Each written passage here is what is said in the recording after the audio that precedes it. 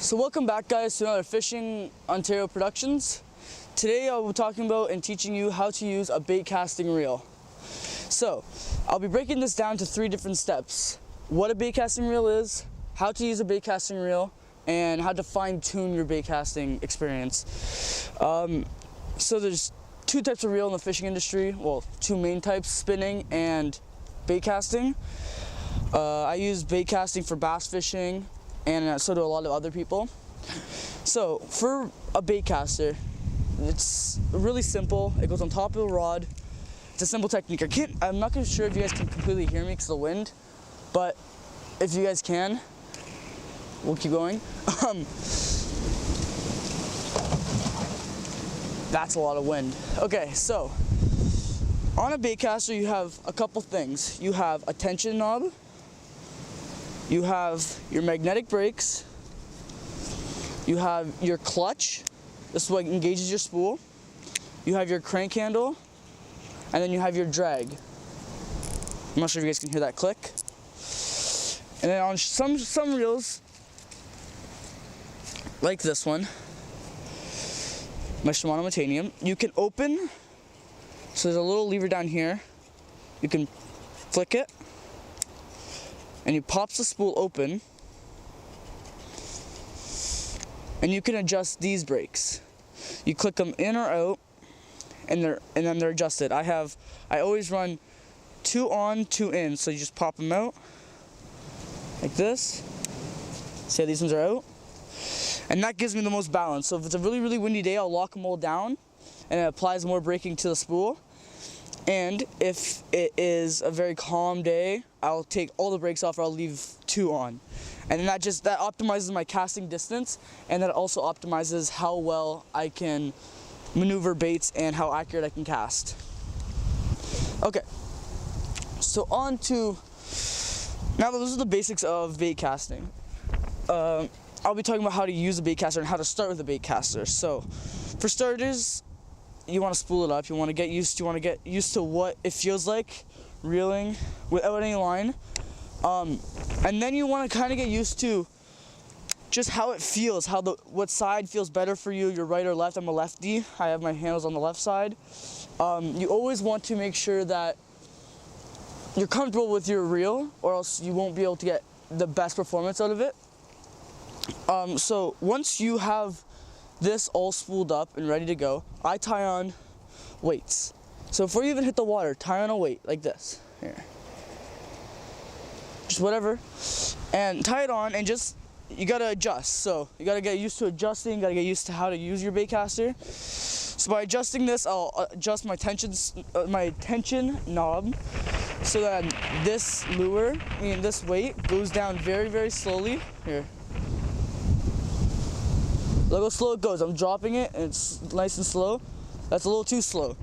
So I'm gonna release the tension just a bit, and once it gets falling at a steady rate, I have all my brakes set. Just start practice casting. So cast, you're gonna push down your clutch bar. This thing right here. Watch. See how it clicks down? You hear that click? Once you hear that click, you have freeing the spool. The spool is now free. So then here, you always gotta keep your thumb on the spool. You bring it back, engage your clutch, and as you release pressure with your thumb. You release just a little bit, and it'll start letting line out. Once you let the line out, that's how you'll cast. So you go, and it goes to wherever. And just practice casting like that. Practice all sorts of casting, overhead. Practice flipping it in. Just get really, really, really, really, really, really used to how it works with the weight and how to adjust. Try different weights, try all sorts of different, I guess you can try lures, but there's also other training weights you can buy for bait casting. I'm pretty sure there's on Tackle Warehouse. I'll link it in if there is. You just have to literally just get practice with it. Before you even hit the water, get practice casting, get practice not getting bird's nests or backlashes.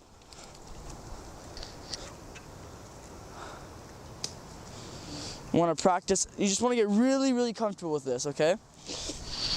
Now, once you get comfortable with your bait casting setup, you're gonna want to tie on something you can use for the water. You want to hit the water. So, I'll show you what happens when we hit the water. Okay guys, welcome back. So, now that we're at this water, it's a small little pond, a little farm pond that I live nearby. I'll be teaching you how to cast. I left this on, this little weight, just so, it's just for demonstration purposes. So what you're gonna wanna do is you're gonna wanna engage your clutch like I referred to last time. And you're just gonna wanna practice every sort of casting. So side casting, and you wanna practice proper thumb pressure. That's probably the most important part of aspect when you're casting. Your clutch and thumb pressure. You engage your clutch, and that's when you put a lot of thumb pressure, so nothing moves. So that weight right there doesn't move. You hold down your spool. Once you let go, your weight will drop. But you never want to let go. So when you're casting, you cast, you take a little bit of pressure off, but just enough so it can keep spinning. And then as soon as it hits the water, you lock pressure. You don't let it fall unless like you want to get it deeper, you can let it, but as soon as it's about to hit water, put thumb pressure on, right on that spool. It'll stop line from going out, and it'll stop you from getting a backlash. Sorry, I have kind of a cold, so I'm really stuffy right now. So when you're making these casts, like this, like so, right? You let it go, and you've already adjusted all your braking. You want to just get used to how it feels from reeling in.